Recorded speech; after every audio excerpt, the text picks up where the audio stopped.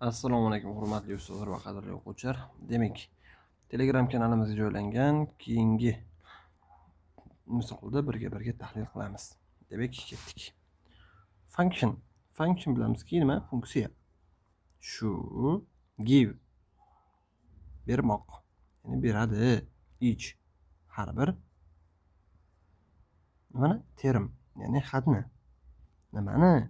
Sequence, ya'ni ketma-ketlik.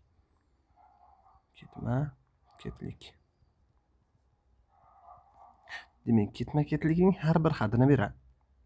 As a function of term's position n. Demak, qaranglar.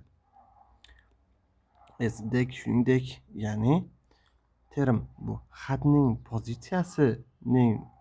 pozitsiyasining funksiyasi n-chi ketma-ketlikda. Ya'ni aytmoqchiki, demak, o'sha ketma-ketlik mana shu funksiya ko'rinishi ifodalanadi va bu n nima ekan? Bu o'sha xatni pozitsiyasi, ya'ni nechinchi nomerligi. Qaysiki n? Whole number. Whole degani butun. Butun son. Butun son bo'lsa, value of term position 15. Demak, qarang. Value degani qiymat.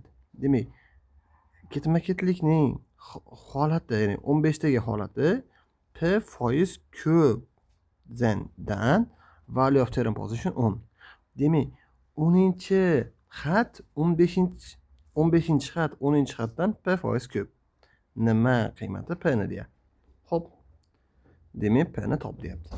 Men bildimki, demak 15-chini qiymati 10-chidagi qiymatdan p% ko'p ekan. Bo'ldi. Demak, shartga tushunib oldik. Endi biz bemalol Desmosga yozib ishlasak bo'laveradi. Xo'p. Men Desmosga birinchi formulani, funksiyani kiritib olaman. Demak, fn barobar. Xo'sh, xohlaganlar qo'lda ishlasin, lekin Desmosda ishlarni bilishimiz shart. Nimaga? Bizda imtihonga juda ham qo'l beradi, ya'ni yaxshi ish beradi. Yaxshi yozishni bilib olsalaring, imtihonda bemalol nima qilasizlar? Ya'ni vaqtlaringni yetkiza olasizlar. Demak, n taqsim 5. Xo'p, ana nima qildik? Funksiyani yozib oldik. Endi qaranglar. Endi sharti. Demak, f15, demak shu til belgisi bilan yozaman. Nima deyapti? f10 dan p% ko'p. Demak, p% of nima? f10.